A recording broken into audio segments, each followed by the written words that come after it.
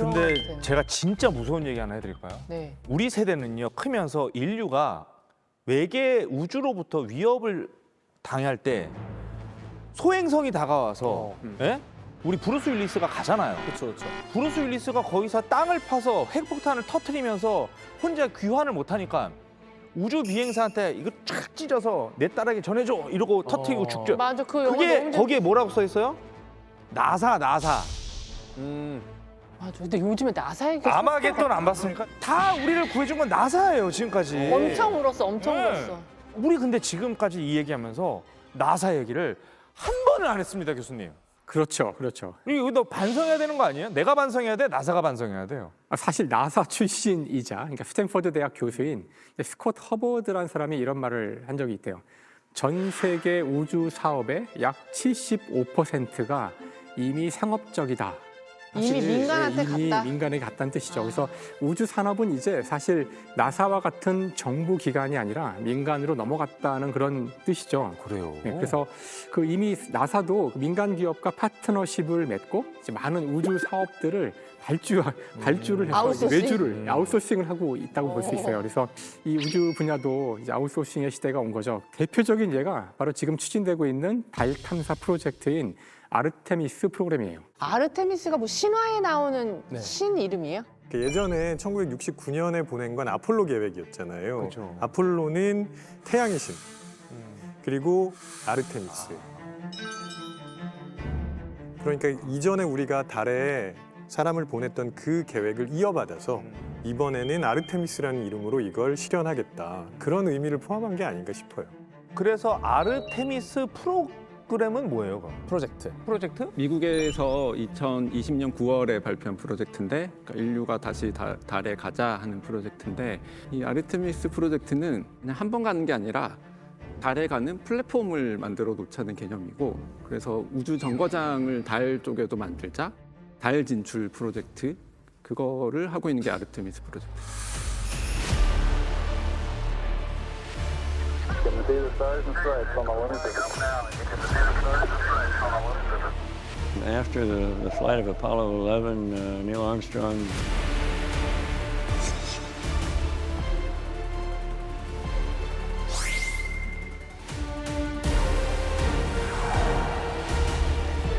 근데 왜 지금까지 미국은 다시 달에 안 간 거예요? 언급하신 것처럼 비용 문제가 제일 크다고 봅니다. 왜냐하면 나사에서 지금까지 달에 12명 보냈거든요.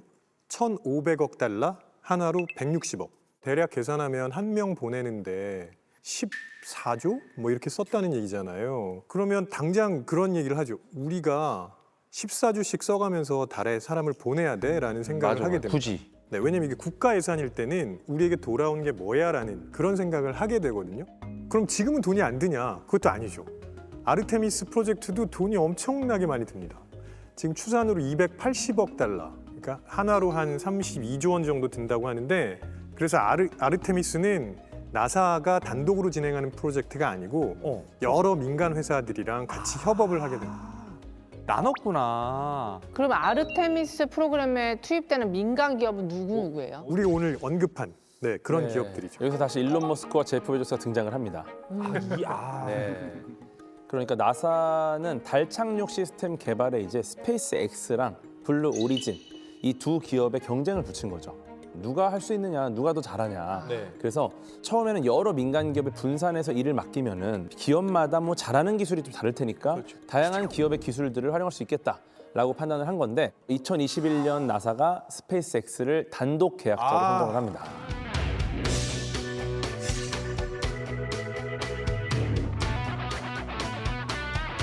내가 봤을 때 제프 형은 영업팀을 바꿔야 돼. 그러니까요. 아니 나사 가서 그 영업을 해야지. 따와야지 그거를 입찰권을. 이번에도 일론 머스크의 승리인 거예요? 그러니까 스페이스X가 입찰 당시에 경쟁력 있는 예산, 그러니까 되게 합리적인 예산인 거죠. 그다음에 기술적인 솔루션을 제시하다 보니까 나사가 할 수 있겠다. 모든 게 계획대로 이루어지면은 일론 머스크의 스타쉽 로켓이 2026년 달에 나사의 우주인을 착륙시키게 될 것이다. 얼마 안 남았어.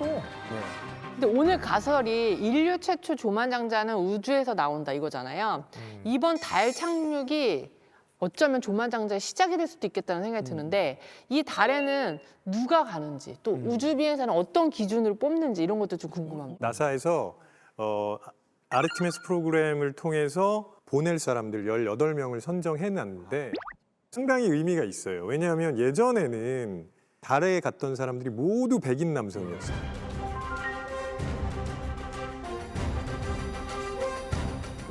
근데 이번에는 유색인종 포함되어 있고요. 절반은 여성입니다.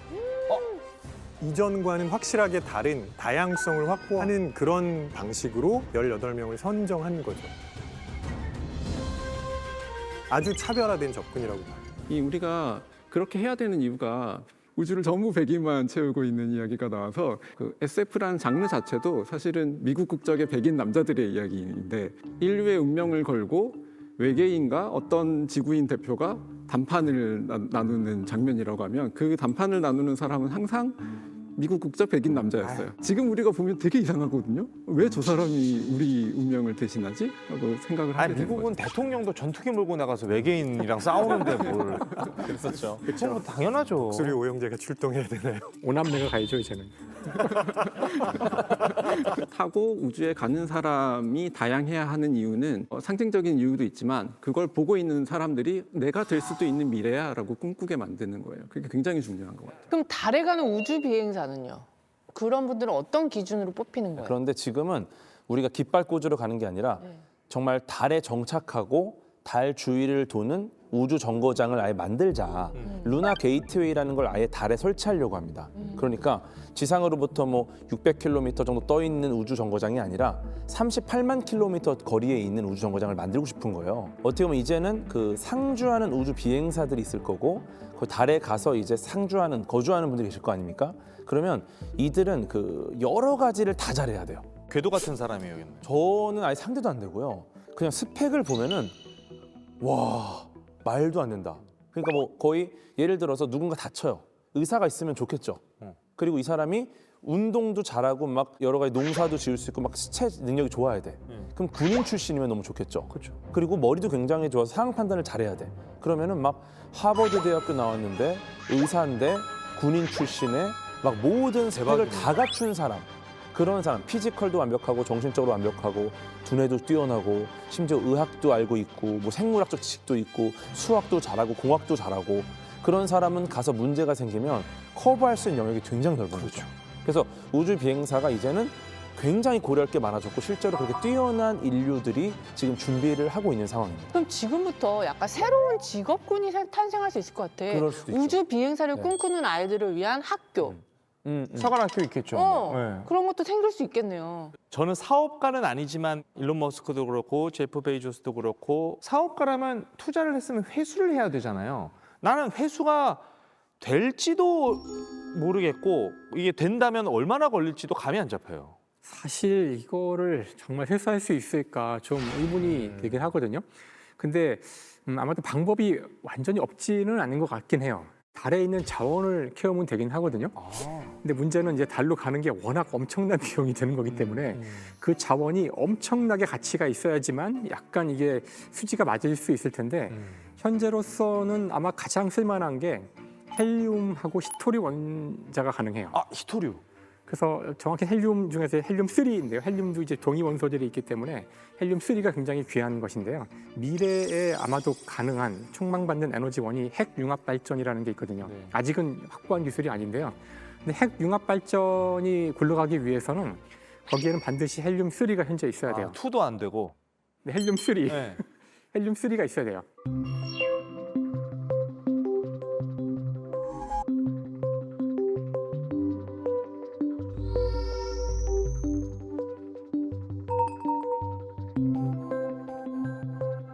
또 하나는 히토류. 아까 이제 바로 반응이 나오시는데 히토류도 되게 중국. 중요한. 그렇죠. 중국의 히토류 원자들이 대부분 있어요. 중국에 몰려 있거든요. 네. 그것에 대한 과학적으로 가장 그럴듯한 설명은 외계로부터 히토류 원자를 잔뜩 가진 행성 같은 게 소행성 같은 게 중국에 떨어져서 그렇다는 거예요. 그렇지 않고서는 이렇게 고르게 다 있어야 되지 왜 그렇지. 여기에만 있을까? 그렇죠, 그렇죠.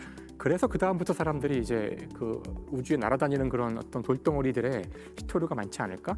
근데 그 달을 보시면 달의 표면에 수많은 이제 분화구들이 막 맞아요. 보이잖아요. 그러니까 그 달에 보이는 그런 많은 크레이터들은 다 분화구가 아니라 이런 소행성이 부딪힌 것들이라 소행성이 많이 부딪혀 있고 그게 널려 있다면 혹시 히토류. 달 표면에는 히토류 원소들이 많이 있지 않을까. 지금으로서는 아마 경제성이 거의 없겠지만 모르죠. 미래 아까 그런 그 로켓 회수 기술이 더욱 발전하고 해서 점점점 비용이 많이 싸진다면 가성비가 나오면 가성비가 나오고 다음에 히토류 원자는 더더군다나 이건 전략 물자거든요. 태양광 패널이나 풍력 발전기 터빈 혹은 지금 이제 중요한 배터리 맞아. 전기차가 되면 이제 이 배터리가 굉장히 중요한데 여기에 들어가는 꼭 있어야 되는 건데 이걸 만약에 중국이 또는 이걸 보유한 나라가 주지 않으면 그 상대국들은 이걸 개발할 수가 없어요. 그런 그러니까 전략 자원이라는 뜻이죠. 그렇다면 이 우주를 이제 개발하겠다고 쓴 돈을 회수하기 어려워 보이는데 당분간은 안 될 것 같아. 이 억만장자들은 왜 이렇게 우주 개발에 열과 성을 다하는 거예요? 그러니까 일종의 인프라를 지금 깔고 있는 거라고 생각하시면 저는 인프라. 네. 왜냐하면 그걸 깔지 않으면 아무것도 할 수 없어요. 스페이스X나 그 블루 오리진이 일종의 선점 효과를 가지는 거죠. 그래서 예를 들면 나사만 고객이 아니에요. 유럽 우주항공국 ESA도 스페이스X한테 외주를 줬고 일론 머스크가 하고 있는 스타링크라는 인터넷 사업도 스페이스X에서 담당하고 있고 그래서 우리가 지금 우주선을 보내는 거에만 초점을 맞추면 이게 과연 이럴 수 있지만 부가가치를 창출할 수 있는 관련 사업이 되게 많을 수 있다는 거죠. 그리고 그거는 먼저 들어간 사람이 제일 큰 과실을 누릴 수밖에 없을 거예요. 일단은 그 오늘 과설하고도 좀 관련이 있는데 돈이 나오는 데가 사실은 우주보다는 지구에서 나오게 되어 있고 그러니까 세금으로 충당이 되고 있는 거죠. 그러니까 일론 머스크나 제프 베이조스가 하고 있는 사업의 최대 고객이 나사라는 건 세금으로 가게 되는 거고 그 돈을 기술 개발한 대가로 벌게 되는 거죠. 저도 동의해요. 그런 생각들에. 그러니까 이게 우리가 이야기했던 우주에 대한 어떤 낭만이나 어떤 진짜 우주로부터 직접적으로 뭐 자원을 캐오거나 이런 거를 당장 기대한다고 생각하진 않고요. 사실 국가가 하는 가장 큰 사업이 원래 그 들어가는 사업이 전쟁이고요. 그 다음이 전쟁이 없는 평화 시에는 이 우주 관련 산업들이었거든요. 아마 최근에 중국이 부상하는 것이 다시 이 미국으로 하여금 우주 개발 사업에 뛰어들게 하는 거라고 저는 생각을 해요. 그래서 여기서 이제 정치적으로 이제 선점할 필요가 있고 그러면 분명히 앞으로 미국 정부는 여기에 많은 돈을 쓸 텐데 그 돈을 누가 가져가느냐. 그걸 놓고 이제 여기 돈 냄새가 세금에서 오는 그 돈 냄새가 나는 거죠.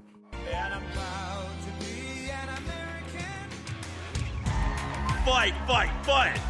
President Trump must win to preserve the Constitution. He must win to preserve democracy in America. Take over! Let me tell you, we have a new star. A star is born, Elon. But he's a character, he's a special guy, he's a super genius. Coming down, they say, oh, it's gonna crash into the gantry. I say, oh. And it comes down in those big, beautiful arms, hugged it like you hugged your child.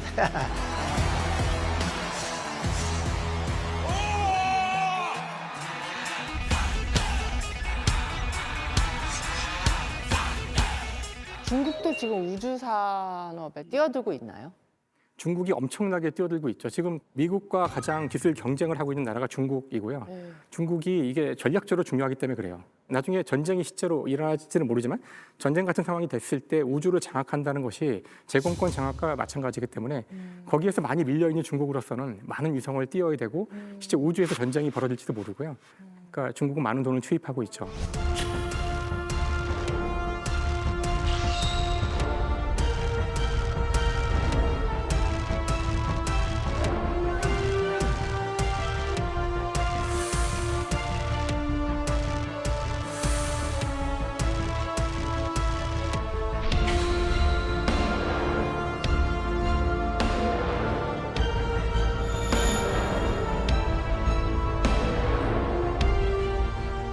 아르테미스 미션 자체가 중국 때문이라고 보는 시각도 있습니다.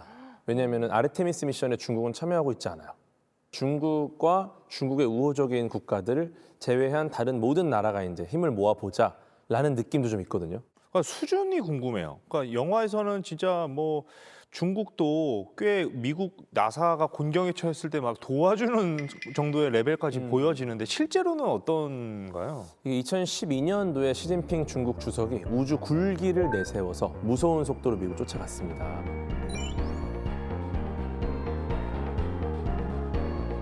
사실 예전에는 중국이 과연 우주 산업을 이런 분위기였는데 매년 우주 관련 정책을 내고 우주 산업을 육성하고 그러면서 2004년 본격적으로 달 탐사 계획을 세우는데 2020년까지 달에다가 우주선을 5번을 보냈는데 다 성공을 했어요. 네, 그러니까 잠재력이 엄청난 거죠. 아니 5번 트라이에 5번 성공이라고요? 네, 5번이 성공이 아니고? 5번을 다 성공했어요. 와 대박이다. 네, 그래서 심지어 2019년에는 세계 최초로 달 뒷면에 착륙을 했고요. 이건 어려운 게 앞면은 지상과의 통신이라든지 많은 것들이 유리해요. 근데 뒷면은 일단 가려집니다. 근데 그것을 이제 중계 위성을 사용하면서 기가 막히게 이제 착륙을 했고, 그리고 올해 6월에는 달 뒷면에 가서 암석 샘플도 가져왔고요.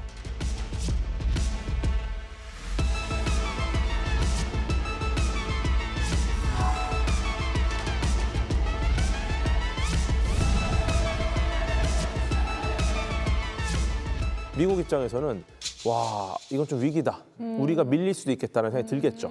네, 그래서 어떤 그 아르테미스 미션이라는 걸 통해서 지붕을 하나 만든 게 아닌가. 이렇게 보는 시각도 있어요.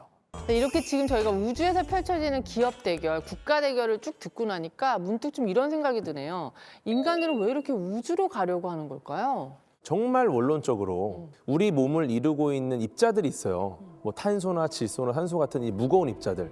얘네들은 태양같이 작은 별에서는 합성을 못합니다.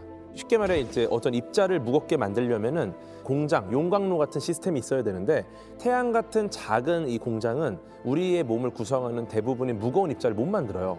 그럼 우리 몸을 구성하는 입자 대부분은 굉장히 먼 우주에서 왔을 가능성이 높아요. 그러니까 우리 주변에는 우리를 만든 이 입자들이 하나도 존재하지 않고 만들 수 있는 곳이 없는 거예요. 우주 자체가 어쩌면 우리가 온 고향이 아니냐. 연어구나 우리. 네, 그래서 이제 우리는 우주를 자꾸 가려고 하는 이 우주를 보면 마음이 편안해지는 게 약간 그런 향수인 거죠. 우리를 이룬 입자들이 온 아주 먼 우주, 그곳을 항상 그리워하는 거죠. 원자는 답을 알고 있다. 이런 거예요. 그렇죠. 와, 진짜 과학적으로 접근한다. 그럼 어쩌면 우리가 다 외계인인가? 우리는 외계인이에요. 외계에서 왔. 네, 있다는 현재까지 거죠, 이제. 관측된 유일한 지적 생명체를 인간이라고 부르는 겁니다.